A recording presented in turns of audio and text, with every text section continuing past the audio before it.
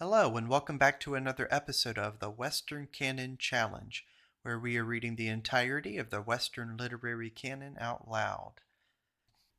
Today we are reading another essay by Ralph Waldo Emerson, this entitled Wealth, and it is from his series called Conduct of Life. And with that said, I will go ahead and read it. Who shall tell what did befall, far away in time when once over the lifeless ball hung idle stars and suns? What god the element obeyed? Wings of what wind the lichen bore, wafting the puny seeds of power, which lodged in rock, the rock abrade. And well the primal pioneer knew the strong task to it assigned, patient enough heaven's enormous year to build in matter home for mind. From air the creeping centuries drew the matted thicket low and wide. This must the leaves of ages strew, the granite slab to clothe and hide, ere wheat can wave its golden pride. What smiths and in what furnace rolled, in dizzy eons dim and mute, the reeling brain can ill compute, copper and iron, lead and gold. What oldest star the fame can save of races perishing to pave the planet with a floor of lime? Dust is the pyramid and mole. Who saw what ferns and palms were pressed under the tumbling mountain's breast and the safe herbal of the coal?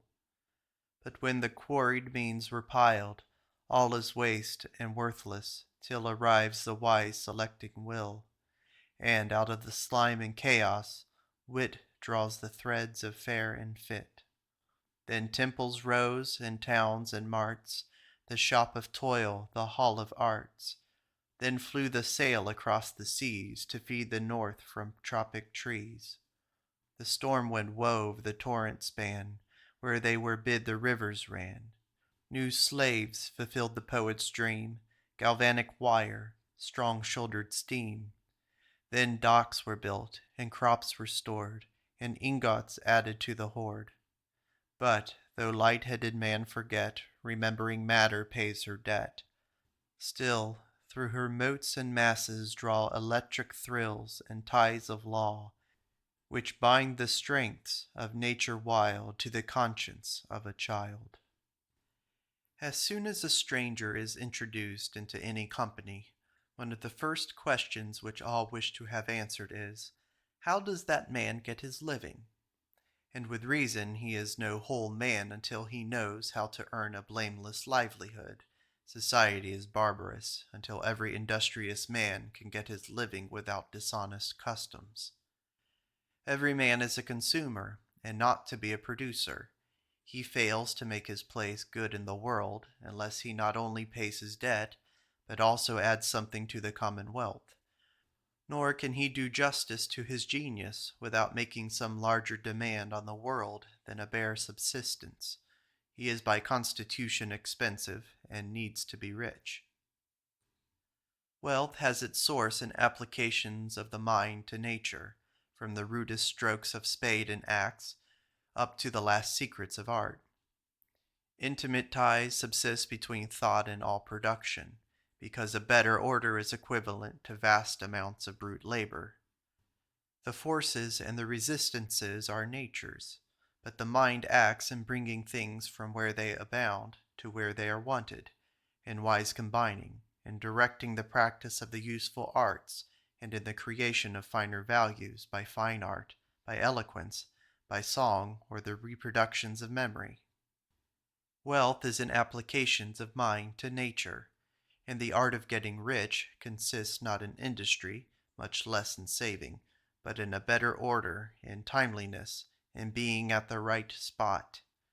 One man has stronger arms or longer legs, another sees by the course of streams and growth of markets where land will be wanted, makes a clearing to the river, goes to sleep and wakes up rich. Steam is no stronger now than it was 100 years ago, but is put to better use. A clever fellow was acquainted with the expansive force of steam. He also saw the wealth of wheat and grass rotting in Michigan. Then he cunningly screws on the steam pipe to the wheat crop. Puff now, O steam! The steam puffs and expands as before, but this time is dragging all Michigan at its back to hungry New York and hungry England. Coal lays in ledges under the ground since the flood, until a laborer with pick and windlass brings it to the surface. We may well call it black diamonds. Every basket is power and civilization. Coal is a portable climate, and is the means of transporting itself whithersoever it is wanted. Watt and Stevenson whispered in the ear of mankind their secret, that a half ounce of coal will draw 2 tons a mile, and coal carries coal by rail and by boat, to make Canada as warm as Calcutta, and with its comfort brings its industrial power. When the farmer's peaches are taken from under the tree and carried into town, they have a new look, and 100-fold value over the fruit which grew on the same bough, and lies fulsomely on the ground. The craft of the merchant is this bringing a thing from where it abounds to where it is costly. Wealth begins in a tight roof that keeps the rain and wind out, and a good pump that yields you plenty of sweet water, and 2 suits of clothes so to change your dress when you are wet, and dry sticks to burn, and a good double-wick lamp, and 3 meals, and a horse or locomotive to cross the land, and a boat to cross the sea, and tools to work with, and books to read. And so in giving on all sides by tools and auxiliaries, the greatest possible extension to our powers, as if it added feet and hands and eyes and blood, length to the day, and knowledge and goodwill. Wealth begins with these articles of necessity, and here we must recite the iron law which nature thunders in these northern climates. First, she requires that each man should feed himself. If, happily, his fathers have left him no inheritance, he must go to work, and by making his wants less or his gains more, he must draw himself out of that state of pain and insult in which she forces the beggar to lie. She gives him no rest until this is done. She starves, taunts, and torments him, takes away warmth, laughter, sleep, friends, and daylight, until he has fought his way out of his own loaf. Then, less peremptorily, but still with sting enough, she urges him to the acquisition of such things as belong to him. Every warehouse and shop window, every fruit tree, every thought of every hour opens a new want to him, which it concerns his power and dignity to gratify. It is of no use to argue the wants down. The philosophers have laid the greatness of man in making his wants few. But will a man content himself with a hut and a handful of dried peas? He is born to be rich. He is thoroughly related, and is tempted out by his appetites and fancies to the conquest of this and that piece of nature, until he finds his well-being in the use of his planet and of more planets than his own. Wealth requires, besides the crust of bread and the roof, the freedom of the city, the freedom of the earth, traveling, machinery, the benefits of science, music, and fine arts, the best culture, and the best company. He is the rich man who can avail himself of all men's faculties.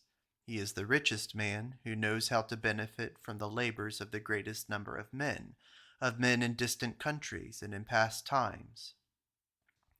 The same correspondence that is between thirst in the stomach and water in the spring exists between the whole of man and the whole of nature. The elements offer their service to him. The sea, washing the equator and the poles, offers its perilous aid, and the power and empire that follow it, day by day to his craft and audacity. Beware of me, it says, but if you can hold me, I am the key to all lands. Fire offers on its side an equal power.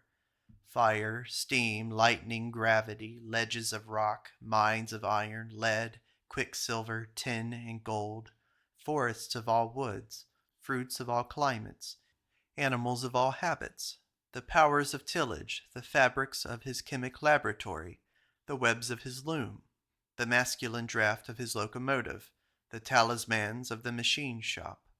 All grand and subtle things, minerals, gases, ethers, passions, war, trade, government, are his natural playmates, and according to the excellence of the machinery in each human being is his attraction for the instruments he is to employ. The world is his tool chest, and he is successful, or his education is carried on just so far as the marriage of his faculties with nature, or the degree in which he takes up things into himself. The strong race is strong on these terms. The Saxons are the merchants of the world, now for 1,000 years the leading race, and by nothing more than their quality of personal independence, and in its special modification, pecuniary independence. No reliance for bread and games on the government, no clanship, no patriarchal style of living by the revenues of a chief, no marrying on, no system of clientship suits them, but every man must pay his scot. The English are prosperous and peaceful, with their habit of considering that every man must take care of himself, and has himself to thank if he does not maintain and improve his position in society. The subject of economy mixes itself with morals, inasmuch as it is a peremptory point of virtue that a man's independence be secured. Poverty demoralizes. A man in debt is so far a slave, and Wall Street thinks it easy for a millionaire to be a man of his word, a man of his honor, but that in failing circumstances no man can be relied on to keep his integrity. And when one observes in the hotels and palaces of our Atlantic capitals the habit of expense, the riot of the senses, the absence of bonds, clanship, fellow feeling of any kind, he feels that when a man or a woman is driven to the wall, the chances of integrity are frightfully diminished, as if virtue were coming to be a luxury which few could afford, or, as Burke said, at a market almost too high for humanity.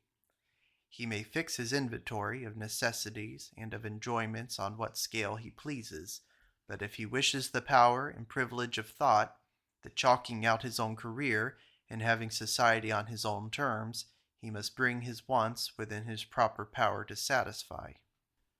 The manly part is to do with might and main what you can do.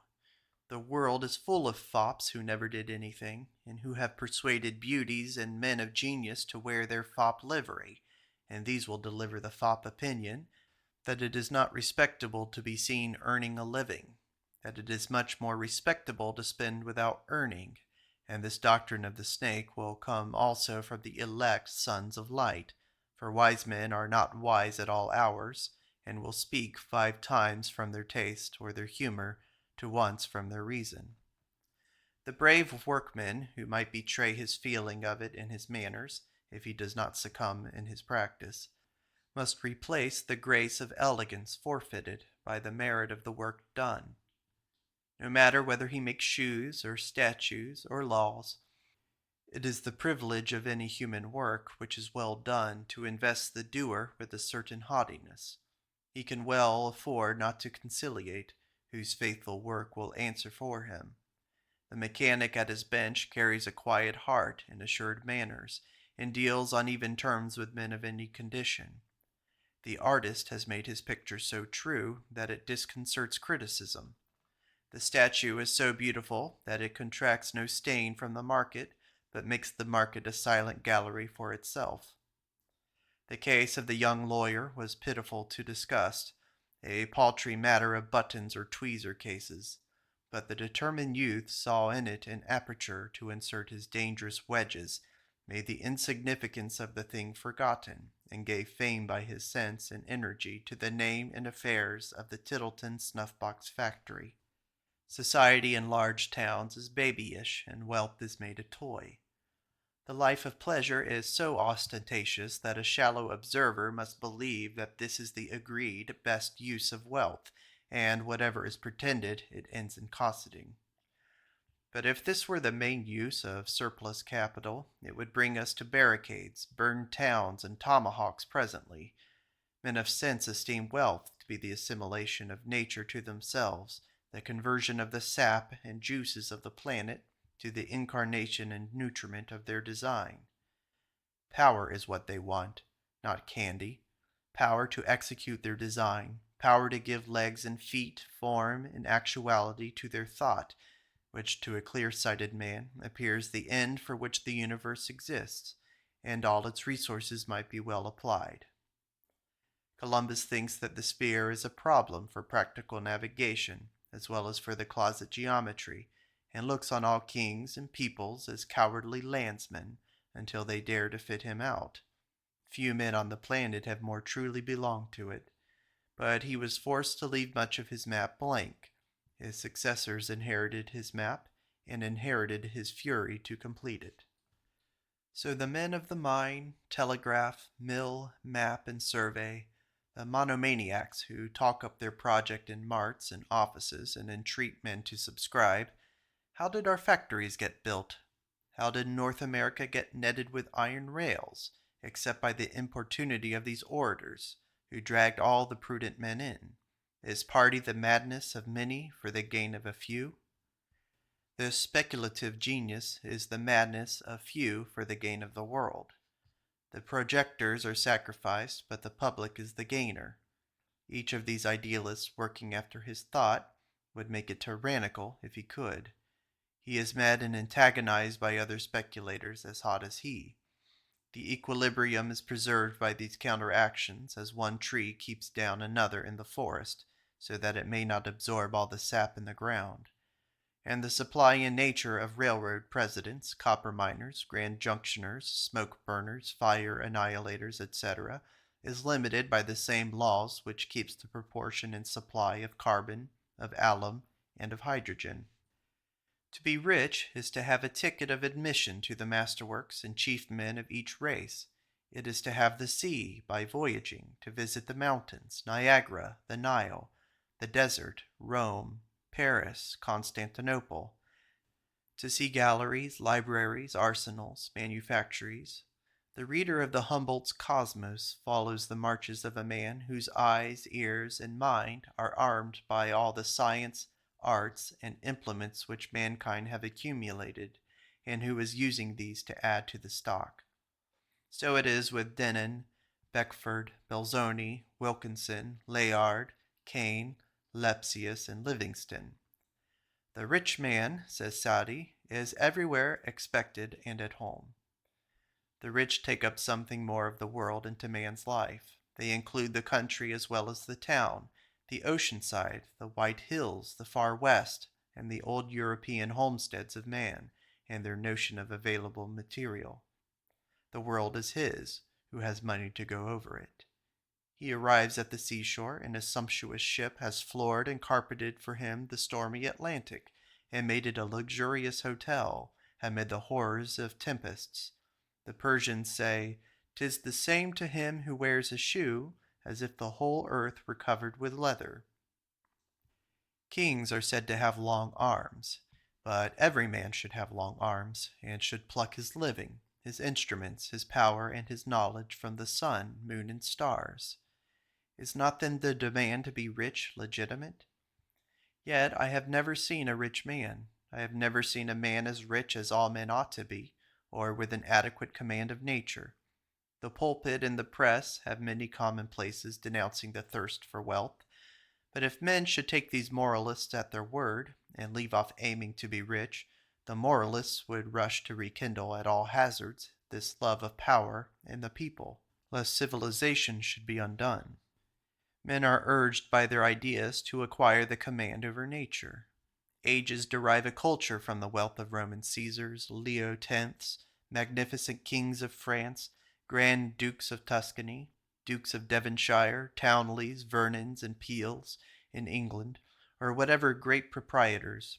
It is in the interest of all men that there should be Vaticans and Louvres full of noble works of art, British museums and French gardens of plants, Philadelphia academies of natural history, Bodleian, Ambrosian, Royal, Congressional libraries.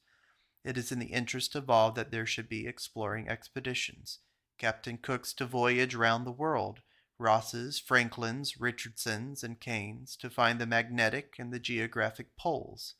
We are all richer for the measurement of a degree of latitude on the earth's surface. Our navigation is safer for the chart. How intimately our knowledge of the system of the universe rests on that. And a true economy in a state or in an individual will forget its frugality in behalf of claims like these. Whilst it is each man's interest that not only ease and convenience of living, but also wealth or surplus products should exist somewhere, it need not be in his hands. Often it is very undesirable to him. Goethe said well, nobody should be rich but those who understand it. Some men are born to own, and can animate all their possessions. Others cannot. Their owning is not graceful, seems to be a compromise of their character. They seem to steal their own dividends. They should own who can administer, not they who hoard and conceal, not they who, the greater proprietors they are only the greater beggars, but they whose work carves out work for more, opens a path for all. For he is the rich man in whom the people are rich, and he is the poor man in whom the people are poor. And how to give all access to the masterpieces of art and nature is the problem of civilization. The socialism of our day has done good service in setting men on thinking how certain civilizing benefits, now only enjoyed by the opulent, can be enjoyed by all. For example, the providing to each man the means and apparatus of science and of the arts. There are many articles good for occasional use, which few men are able to own. Every man wishes to see the ring of Saturn, the satellites and belts of Jupiter and Mars, the mountains and craters in the moon. Yet how few can buy a telescope, and of those scarcely one would like the trouble of keeping it in order and exhibiting it. So of electrical and chemical apparatus and many like things. Every man may have occasion to consult books which he does not care to possess, such as cyclopedias, dictionaries, tables, charts, maps, and public documents. Pictures also of birds, beasts, fishes, shells, trees, flowers, whose name he desires to know. There is a refining influence from the arts of design on a prepared mind, which is as positive as that of music, and not to be supplied from any other source. But pictures, engravings, statues, and casts, besides their first cost, entail expense, as of galleries and keepers for the exhibition, and the use which any man can make of them is rare, and their value, too, is much enhanced by the numbers of men who can share their enjoyment. In the Greek cities it was reckoned profane that any person should pretend a property in a work of art which belonged to all who could behold it.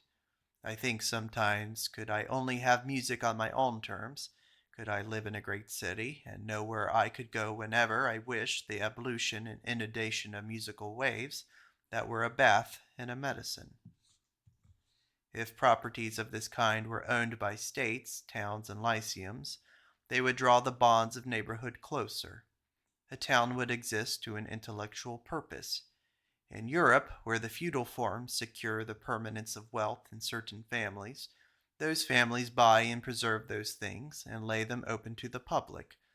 But in America, where democratic institutions divide every estate into small portions, after a few years the public should step into place of these proprietors and provide this culture and inspiration for the citizen. Man was born to be rich, or inevitably grows rich by use of his faculties, by the union of thought with nature.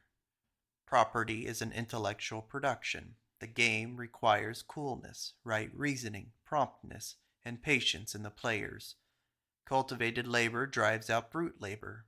An infinite number of shrewd men in infinite years have arrived at certain best and shortest ways of doing, and this accumulated skill in arts, cultures, harvestings, curings, manufactures, navigations, exchanges, constitutes the worth of our world today. Commerce is a game of skill which every man cannot play, and which few men can play well. The right merchant is one who has the just average of faculties we call common sense, a man of a strong affinity for facts, who makes up his decision on what he has seen. He is thoroughly persuaded of truths of arithmetic. There is always a reason in the man for his good or bad fortune, and so in making money. Men talk as if there were some magic about this, and believe in magic in all parts of life. He knows that all goes on the old road, pound for pound, cent for every effect a perfect cause, and that good luck is another name for tenacity of purpose. He insures himself in every transaction and likes small and sure gains. Probity and closeness to facts are the basis, but the masters of the art add a certain long arithmetic. The problem is to combine many and remote operations with the accuracy and adherence to the facts, which is easy in near and small transactions, so to arrive at gigantic results without any compromise of safety. Napoleon was fond of telling the story of the Marseilles banker who said to his visitor, surprised at the contrast between the splendor of the banker's chateau and hospitality and the meanness of the counting room in which he had seen him, "Young man, you are too young to understand how masses are formed. The true and only power, whether composed of money, water, or men, it is all alike. A mass is an immense center of motion, but it must be begun, it must be kept up." And he might have added that the way in which it must be begun and kept up is by obedience to the law of particles. Success consists in close appliance to the laws of the world, and since those laws are intellectual and moral, in intellectual and moral obedience. Political economy is as good a book wherein to read the life of man and the ascendancy of laws over all private and hostile influences as any Bible which has come down to us. Money is representative and follows the nature and fortunes of the owner. The coin is a delicate meter of civil, social, and moral changes. The farmer is covetous of his dollar, and with reason. It is no waif to him. He knows how many strokes of labor it represents. His bones ache with the day's work that earned it. He knows how much land it represents, how much rain, frost, and sunshine. He knows that, in the dollar, he gives you so much discretion and patience, so much hoeing and threshing. Try to lift his dollar, and you must lift all that weight. In the city, where money follows the skid of a pen or a lucky rise in exchange, it comes to be looked on as light. I wish the farmer held it dearer, and would spend it only for real bread, force for force. The farmer's dollar is heavy, and the clerk's is light and nimble, leaps out of his pocket, jumps onto cards and faro tables, but still more curious is its susceptibility to metaphysical changes. It is the finest barometer of social storms and announces revolutions. Every step of civil advancement makes every man's dollar worth more. In California, the country where it grew, what would it buy? A few years later, it would buy a shanty, dysentery, hunger, bad company, and crime. There are wide countries like Siberia, where it would buy little else today than some petty mitigation of suffering. In Rome, it will buy beauty and magnificence. 40 years ago, a dollar would not buy much in Boston. Now it will buy a great deal more in our old town, thanks to railroads, telegraphs, steamers, and the contemporaneous growth of New York and the whole country. Yet there are many goods pertaining to a capital city which are not yet purchasable here, no, not with a mountain of dollars. A dollar in Florida is not worth a dollar in Massachusetts. A dollar is not value, but representative of value, and at last of moral values. A dollar is rated for the corn it will buy, or to speak strictly, not for the corn or house room, but for the Athenian corn and Roman house room, for the wit, probity, and power which we eat bread and dwell in houses to share and exert. Wealth is mental, wealth is moral.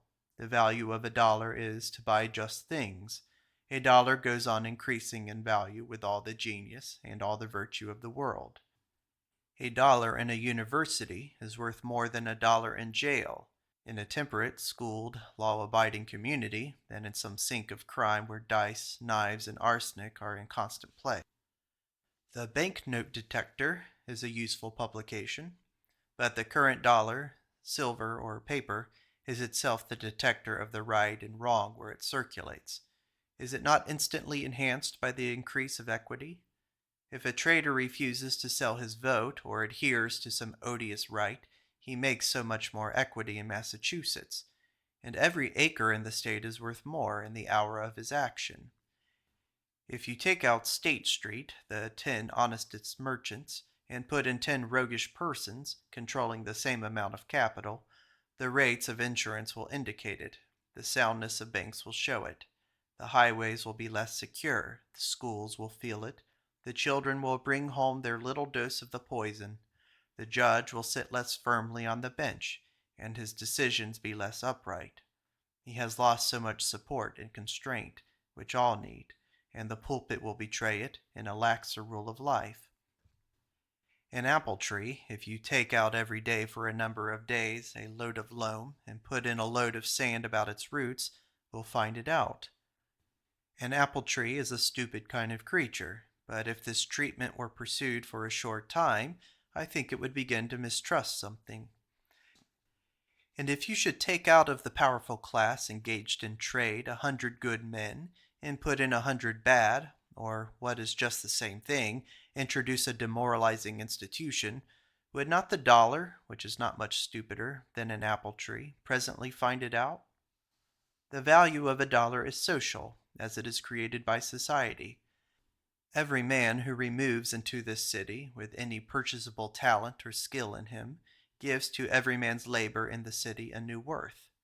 If a talent is anywhere born into the world, the community of nations is enriched, and much more with a new degree of probity. The expense of crime, one of the principal charges of every nation, has so far stopped. In Europe, crime is observed to increase or abate with the price of bread.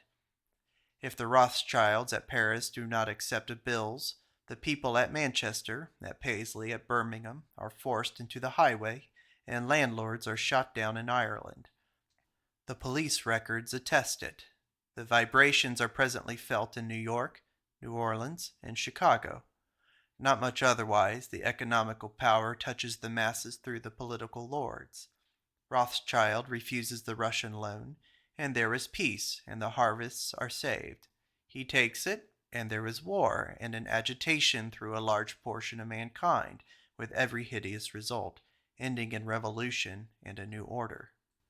Wealth brings with its own checks and balances. The basis of political economy is non-interference. The only safe rule is found in the self-adjusting meter of demand and supply. Do not legislate, meddle, and you snap the sinews with your sumptuary jaws. Give no bounties, make equal laws, secure life and property, and you need not give alms. Open the doors of opportunity to talent and virtue, and they will do themselves justice, and property will not be in bad hands. In a free and just commonwealth, property rushes from the idle and imbecile to the industrious, brave, and persevering. The laws of nature play through trade, as a toy battery exhibits the effects of electricity.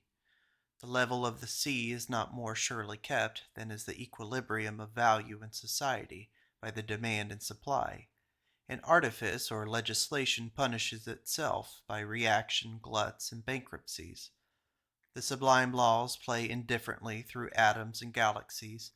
Whoever knows what happens in the getting and spending of a loaf of bread and a pint of beer, that no wishing will change the rigorous limits of pints and penny loaves, that for all that is consumed, so much less remains in the basket and pot. But what is gone out of these is not wasted, but well spent, if it nourish his body, and enable him to finish his task, knows all the political economy that the budgets of empires can teach him. The interest of petty economy is the symbolization of the great economy, the way in which a house and a private man's methods tally with the solar system and the laws of give and take throughout nature, and however wary we are of the falsehoods and petty tricks which we suicidally play off each other, every man has a certain satisfaction whenever his dealing touches on the inevitable facts, when he sees that things themselves dictate the price, as they always tend to do, and in large manufactures are seen to do. Your paper is not fine or coarse enough, it is too heavy or too thin. The manufacturer says he will furnish you with just that thickness or thinness you want. The pattern is quite indifferent to him. Here is his schedule. Any variety of paper, as cheaper or dearer, with the prices annexed. A pound of paper costs so much, and you may have it made up in any pattern you fancy. There is in all our dealings a self-regulation that supersedes chaffering. You will rent a house, but must have it cheap. The owner can reduce the rent, but so he incapacitates himself from making proper repairs, and the tenant gets not the house he would have, but a worse one. Besides, that a relation a little injurious is established between landlord and tenant. You dismiss your laborer, saying, "Patrick, I shall send for you as soon as I cannot do without you."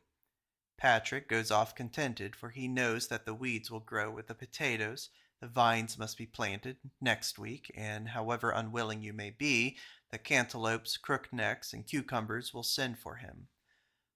Who but must wish all that labor and value should stand on the same simple and surly market? If it is the best of its kind, it will. We must have joiner, locksmith, planter, priest, poet, doctor, cook, weaver, ostler, each in turn through the year.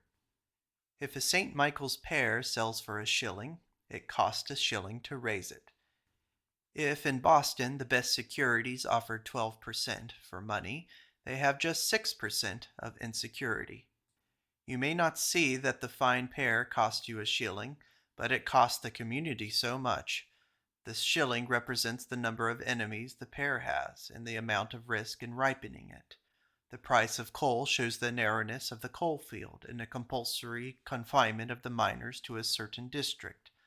All salaries are reckoned on contingent as well as on actual services. If the wind were always southwest by west, said the skipper, women might take ships to sea. One might say that all things are of one price, that nothing is cheap or dear, and that the apparent disparities that strike us are only a shopman's trick of concealing the damage in your bargain.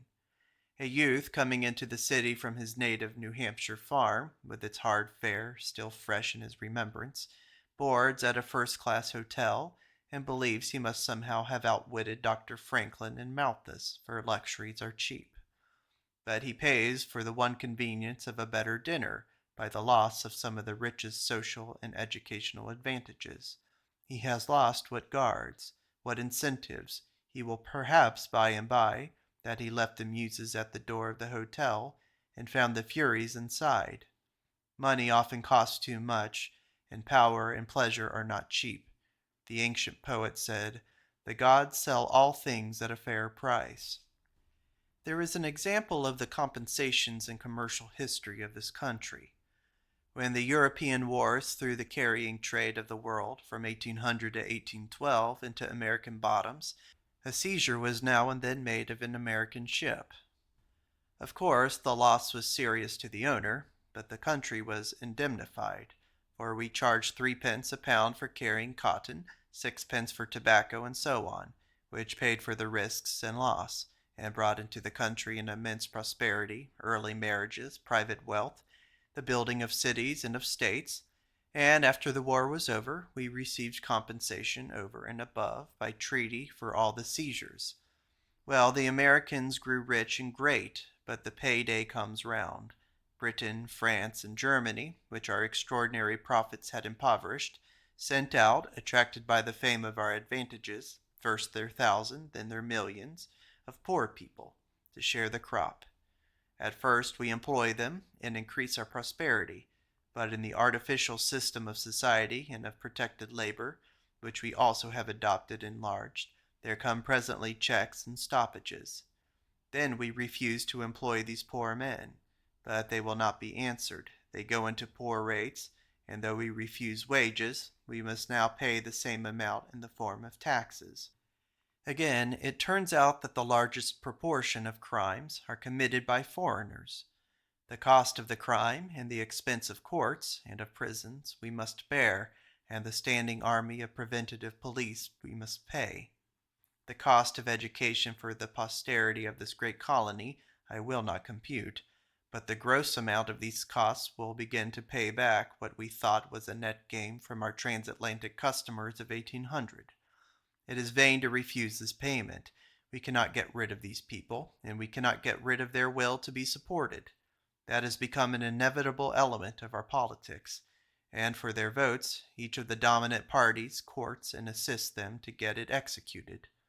Moreover, we have to pay not what we would have contented them at home, but what they have learned to think necessary here, so that opinion, fancy, and all manner of moral considerations complicate the problem.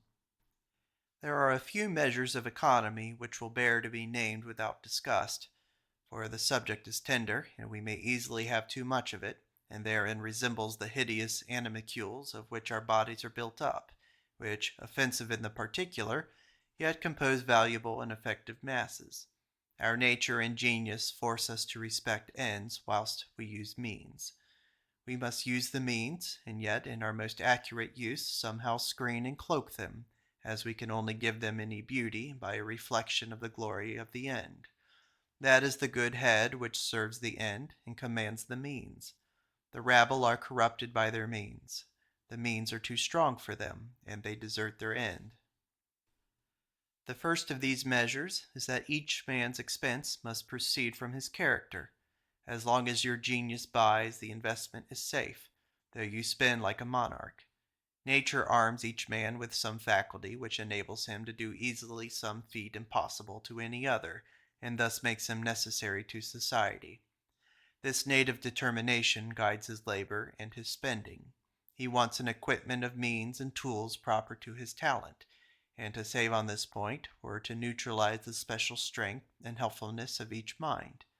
Do your work, respecting the excellence of the work, and not its acceptableness. This is so much economy, that rightly read, it is the sum of economy. Profligacy consists not in spending years of time or chests of money, but in spending them off the line of your career. The crime which bankrupts men and states is job work, declining from your main design to serve a turn here or there. Nothing is beneath you, if it is in the direction of your life. Nothing is great or desirable, if it is off from that.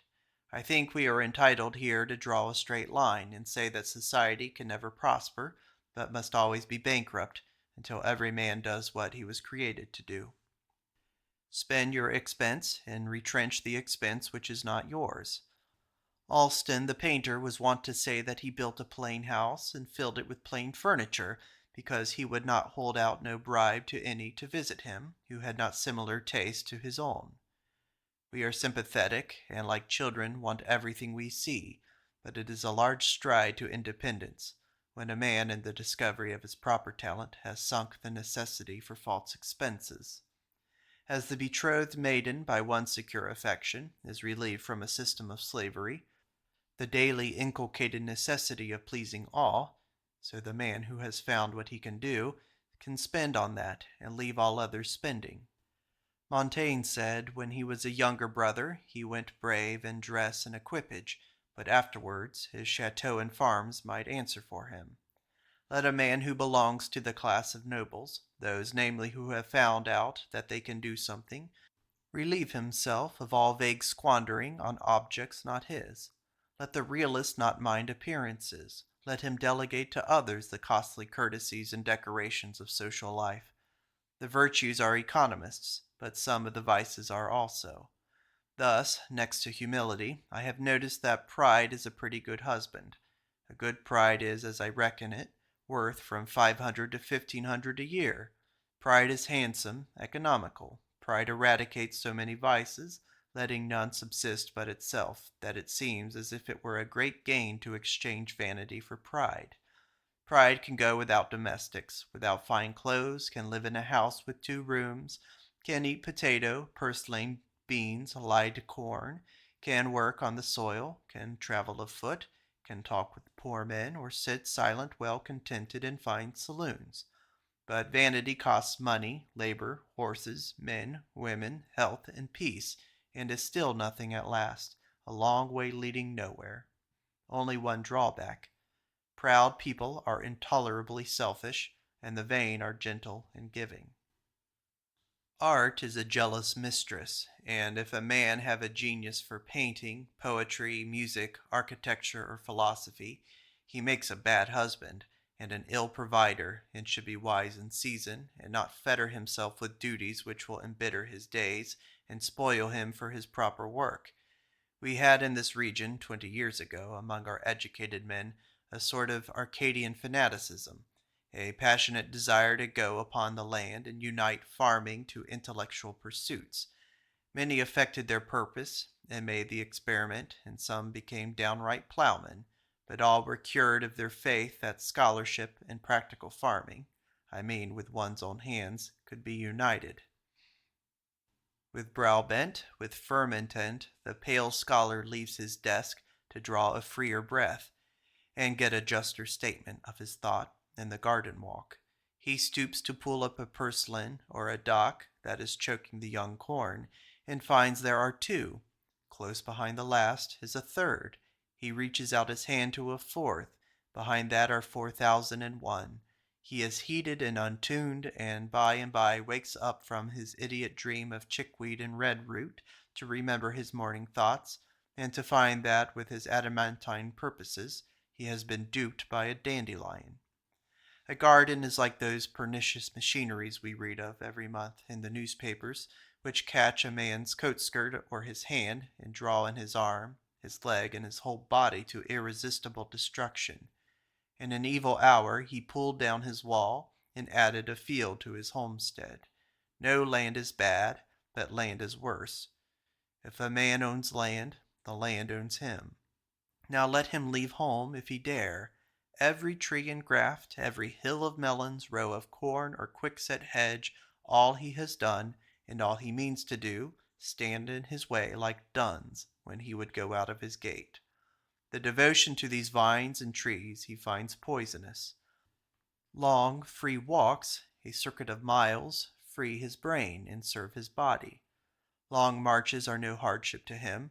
He believes he composes easily on the hills, but this pottering in a few square yards of garden is dispiriting and driveling. The smell of the plants has drugged him and robbed him of energy. He finds a catalepsy in his bones. He grows peevish and poor-spirited. The genius of reading and of gardening are antagonistic, like resinous and vitreous electricity. One is concentrative in sparks and shocks, the other is diffuse strength, so that each disqualifies its workman for the other's duties.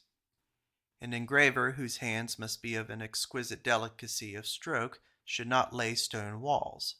Sir David Brewster gives exact instructions for microscopic observation. Lie down on your back and hold the single lens and object over your eye, etc., etc. How much more the seeker of abstract truth, who needs periods of isolation and rapt concentration, and almost going out of the body to think. Spend after your genius and by system. Nature goes by rule, not by sallies and saltations. There must be system in the economies. Saving and inexpensiveness will not keep the most pathetic family from ruin, nor will big or incomes make free spending safe. The secret of success lies never in the amount of money, but in the relation of income to outgo, as if after expense has been fixed at a certain point, then new and steady reels of income, though never so small, being added, wealth begins.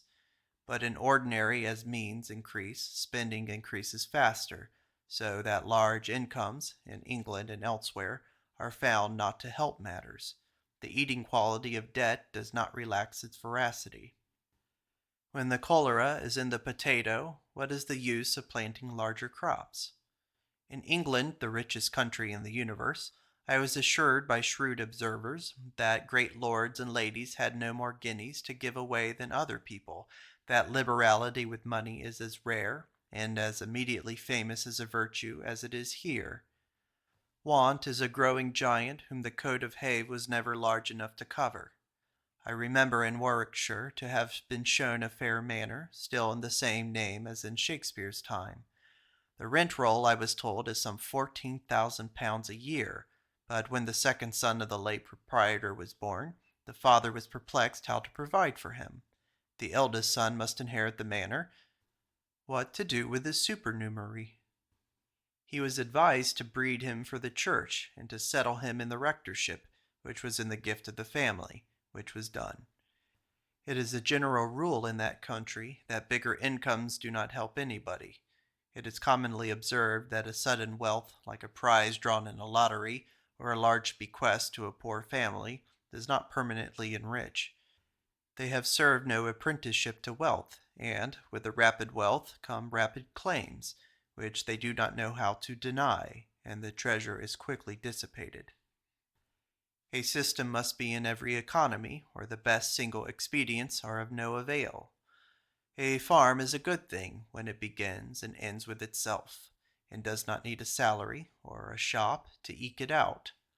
Thus, the cattle are a main link in the chain ring. If the nonconformist or aesthetic farmer leaves out the cattle and does not also leave out the want which the cattle must supply, he must fill the gap by begging or stealing. When men now alive were born, the farm yielded everything that was consumed on it. The farm yielded no money, and the farmer got on without. If he fell sick, his neighbors came in to his aid. Each gave a day's work or a half day, or lent his yoke of oxen or his horse, and kept his work even, hoed his potatoes, mowed his hay, reaped his rye, well knowing that no man could afford to hire labor without selling his land. In autumn, a farmer could sell an ox or a hog and get a little money to pay taxes withal. Now the farmer buys almost all he consumes: tinware, cloth, sugar, tea, coffee, fish, coal, railroad tickets, and newspapers. A master in each art is required, because the practice is never with still or dead subjects, but they change in your hands. You think of farm buildings and broad acres as solid property, but its value is flowing like water. It requires as much watching as if you were decanting wine from a cask. The farmer knows what to do with it, stops every leak, turns all the streamlets to one reservoir, and decants wine.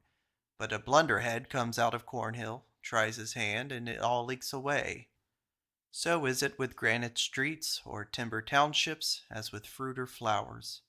Nor is any investment so permanent that it can be allowed to remain without incessant watching, as the history of each attempt to lock up an inheritance through 2 generations for an unborn inheritor may show.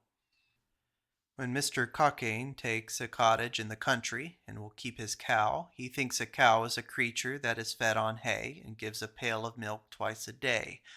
But the cow that he buys gives milk for 3 months, then her bag dries up. What to do with a dry cow? Who will buy her? Perhaps he also bought a yoke of oxen to do his work, but they get blown and lame. What to do with the blown and lame oxen? The farmer fats his after the spring work is done and kills them in the fall. But how can Cockayne, who has no pastures and leaves his cottage daily in the cars at business hours, be bothered with fatting and killing oxen? He plants trees, but there must be crops to keep the trees in plowed land. What shall be the crops? He will have nothing to do with trees, but will have grass. After a year or two, the grass must be turned up and plowed. Now what crops? Credulous Cockayne. Help comes in the custom of the country and the rule of impera parendo. The rule is not to dictate, nor to insist on carrying out each of your schemes by ignorant willfulness, but to learn practically the secret spoken from all nature, that things themselves refuse to be mismanaged, and will show to the watchful their own law. Nobody need stir hand or foot. The custom of the country will do it all. I know not how to build or to plant, neither how to buy wood, nor what to do with the house lot, the field, or the wood lot when bought. Never fear, it is all settled how it shall be, long beforehand in the custom of the country, whether to sand or whether to clay it, when to plow, and how to dress, whether to grass or to corn, and you cannot help or hinder it. Nature has her own best mode of doing each thing, and she has somewhere told it plainly if we will keep our eyes and ears open. If not, she will not be slow in undeceiving us when we prefer our own way to hers. How often we must remember the art of the surgeon, which, in replacing the broken bone, contents itself with releasing the parts from false position. They fly into place by the action of the muscles. On this art of nature all our arts rely. Of the 2 eminent engineers in the recent construction of railways in England, Mr. Brunel went straight from terminus to terminus through mountains, over streams, crossing highways, cutting ducal estates in two, and shooting through this man's cellar and that man's attic window, and so arriving at his end at great pleasure to geometers, but with cost to his company. Mr. Stevenson, on the contrary, believing that the river knows the way, followed his valley as implicitly as our Western Railroad follows the Westfield River, and turned out to be the safest and cheapest engineer. We say the cows laid out Boston. Well, there are worse surveyors. Every pedestrian in our pastures has frequent occasion to thank the cows for cutting the best path through the thicket and over the hills. And travelers and Indians know the value of a buffalo trail, which is sure to be the easiest possible path through the ridge. When a citizen fresh from Dock Square or Milk Street comes out and buys land in the country, his first thought is to a fine outlook from his windows. His library must command a western view, a sunset every day, bathing the shoulder of Blue Hills, Wachusett, and the peaks of Monadnock and Uncanoonock. What, 30 acres and all this magnificence for $1,500? It would be cheap at 50,000. He proceeds at once, his eyes dim with tears of joy, to fix the spot for his cornerstone. But the man who is to level the ground thinks it will take many hundred loads of gravel to fill the hollow to the road. The stonemason who should build the well thinks he shall have to dig 40 feet. The baker doubts he shall never like to drive up to the door. The practical neighbor cavils at the position of the barn, and the citizen comes to know that his predecessor, the farmer, built the house in the right spot for the sun and wind, the spring and water drainage, and the convenience to the pasture, the garden, the field, and the road. So Dock Square yields the point, and things have their own way. Use has made the farmer wise, and the foolish citizen learns to take his counsel. From step to step he comes at last to surrender at discretion. The farmer affects to take his orders, but the citizen says, "You may ask me as often as you will, and in what ingenious forms, for an opinion concerning the mode of building my wall, or sinking my well, or laying out my acre, but the ball will rebound to you. These are matters on which I neither know nor need to know anything. These are questions which you, and not I, shall answer." Not less within doors, a system settles itself paramount and tyrannically over master and mistress, servant and child, cousin and acquaintance. 'Tis in vain that genius or virtue or energy of character strive and cry against it. This is fate, and 'tis very well that the poor husband reads in a book of a new way of living, and resolves to adopt it at home. Let him go home and try it, if he dare. Another point of economics is to look for seeds of the same kind as you sow, and not to hope to buy one kind with another kind. Friendship buys friendship, justice justice, military merit, military success. Good husbandry finds a wife, children, and household. The good merchant, large gains, ships, stocks, and money. The good poet, fame and literary credit, but not either the other. Yet there is commonly a confusion of expectations on these points. Hotspur lives for the moment, praises himself for it, and despises Furlong, that he does not. Hotspur, of course, is poor, and Furlong a good provider. The odd circumstance is that Hotspur thinks it a superiority in himself, this improvidence which ought to be rewarded with Furlong's lands. I have not at all completed my design, but we must not leave the topic without casting one glance into the interior recesses. It is a doctrine of philosophy that man is a being of degrees, that there is nothing in the world which is not repeated in his body being a sort of miniature or summary of the world, then that there is nothing in his body which is not repeated as in a celestial sphere in his mind. Then there is nothing in his brain which is not repeated in a higher sphere in his moral system. Now these things are so in nature. All things ascend, and the royal rule of economy is that it should ascend also, or whatever we do must always have a higher aim. Thus it is a maxim that money is another kind of blood, pecunia alter sanguis, or the estate of man is only a larger kind of body, and admits of regimen analogous to his bodily circulations. So there is no maxim of the merchant, such as best use of money is to pay debts, every business by itself, best time is present time, the right investment is in tools of your trade, or the like, which does not admit of an extended sense. The counting room maxims liberally expounded are laws of the universe. The merchant's economy is a coarse symbol of the soul's economy. It is to spend for power and not for pleasure. It is to invest income, that is to say, to take up particulars into generals, days into integral eras, literary, emotive, practical of its life, and still to ascend in its investment. The merchant has but one rule: absorb and invest. He is to be capitalist. The scraps and filings must be gathered back into the crucible, the gas and smoke must be burned, and earnings must not go to increase expense, but to capital again. Well, the man must be capitalist. Will he spend his income, or will he invest? His body and every organ is under the same law. His body is a jar in which the liquor of life is stored. Will he spend for pleasure? The way to ruin is short and facile. Will he not spend, but hoard for power?